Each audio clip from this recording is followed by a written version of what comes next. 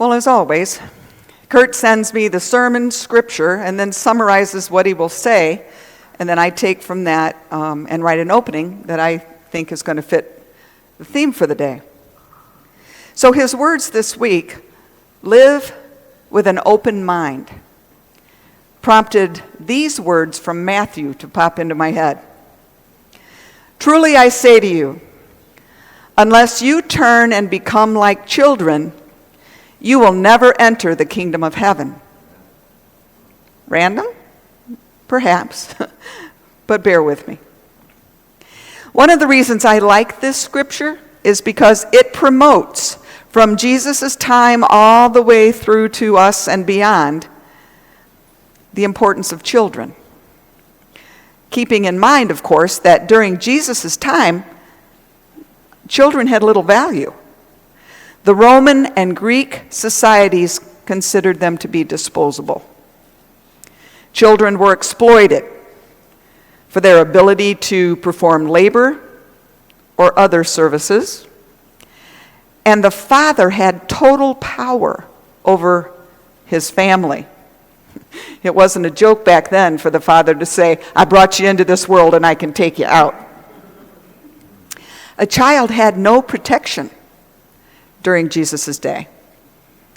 Though the Jewish culture viewed children a little bit differently, the Jewish culture saw children as a gift from God. It still would have been surprising to anyone living at that time that Jesus would spend words describing the worthiness of children. It was a very strong statement indeed for Jesus to tell men of his time to become like something they believed had no value. So what was his point? Well, if I had time to open that question up, you might say that there are qualities that children have that we lose as we become adults. Qualities that we know Jesus valued, qualities like humility, trust, innocence, purity of heart, and wonder. Jesus is saying to everyone throughout the ages that humankind is best able to mature in faith when we travel through life with an open mind, driven by wonder. To come to our faith as children requires us to let go of the need to be right and all-knowing. Children ask questions because they are genuinely seeking answers. Children listen without judgment and trust their own inner discernment. Children are open-minded because they have yet to be identified as an expert in anything, which means their egos are more concerned with asking questions and feeling out the answer, and less concerned with having to have all of the right answers because it strokes their pride. I'd rather have a mind opened by wonder than one closed by belief. Open-mindedness requires us to have an understanding of what we believe, certainly, but not to hold on to it so tightly that we can't consider another view. And yes, this can even be said about our own beliefs about our faith.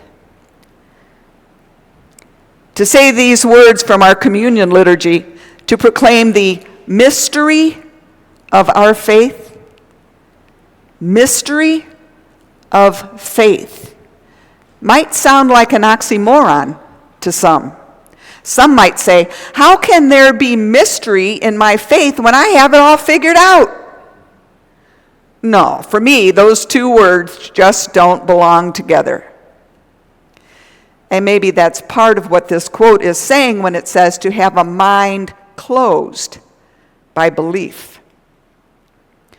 Kurt is going to talk today about the importance of living an inquisitive mind, about staying open and childlike to new possibilities.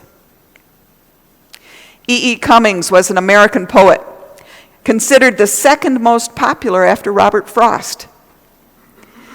He struggled with the dogma of formal religion, but he protected his spirituality. E.E. Cummings, incidentally, was raised Unitarian.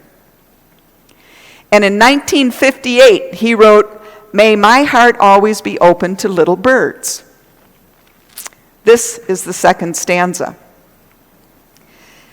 May my mind stroll about hungry and fearless and thirsty and supple.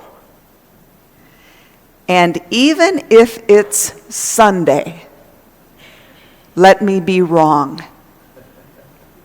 For whenever men are right, they are not young.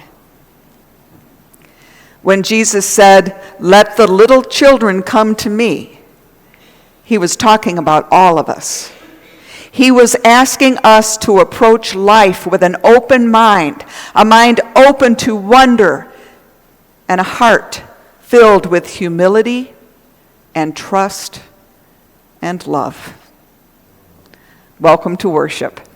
We are so glad you're here.